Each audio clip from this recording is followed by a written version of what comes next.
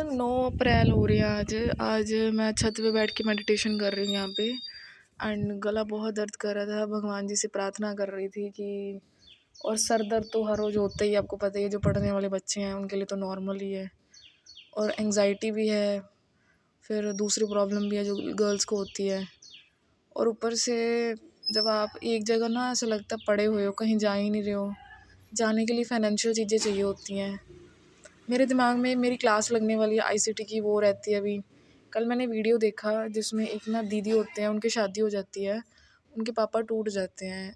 तो मैंने कहा कि शायद उन्होंने बिना बताए की होगी, पर नहीं, ऐसा होता है कि पेरेंट्स ना अभी तक बच्चों को बड़ों को बच्चों ही मानते हैं। क्योंकि जब हम ग्रो होने लग जाते हैं इंटरनली, जैसे गर्ल्स को प्रॉब्लम होती है, तो पेरेंट्स को नहीं पता होता, तो पेरेंट्स एक तरह से अभी भी बच्चे ही समझते हैं। एक बात और बताना चाहती हूँ कि कॉलेज हो, स्कूल हो, everything was on time. Enjoy सब कर रहे हैं, टूर पे जा रहे हैं, ट्रैवल कर रहे हैं।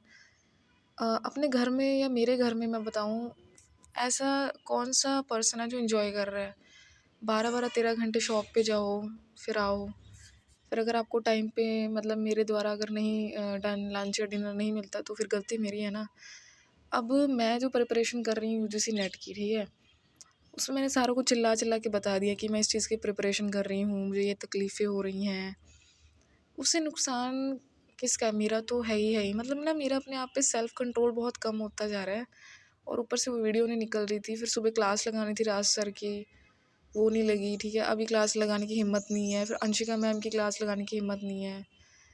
वो जो भी बेसिकली टीचर्स पढ़ाते हैं वो लाइव पढ़ाते हैं। ये चीज़ मैंने यहाँ कॉलेज में एक्सपीरियंस कर लिया। अब मैं चाहती हूँ कि मैं भी पढ़ाऊँ, क्योंकि मैंने जितना ऑब्ज़र्व किया है बेसिकली वो जो टीचर्स पढ़ा रहे हैं बहुत अच्छा पढ़ा रहे हैं। उन्होंने जस्ट अभी-अभी पढ़ा है, अभी-अभी पढ़ाने लग गए हैं। एंड मेरा सेकंड अटेम्प्ट है इस चीज़ को लेके, एंड मेरा सिर बहुत दर्द कर रहा था। हार्ट बीट तो रोज़ ही बढ़ती है। फिर मैं फ्रेशन अप होने गई जब, तो कॉन्स्टिपेशन जैसा लग रहा था, एंड दिमाग में योगा चल रही थी। और जब आप सुबह उठते हो ना, सुबह तो ऐसे करता है कि उठ सुबह ही ना हो। ये जो मैं आपको सिम्टम्स बताती हूँ, और मैं पेरेंट्स के लिए क्या कहना चाहूँगी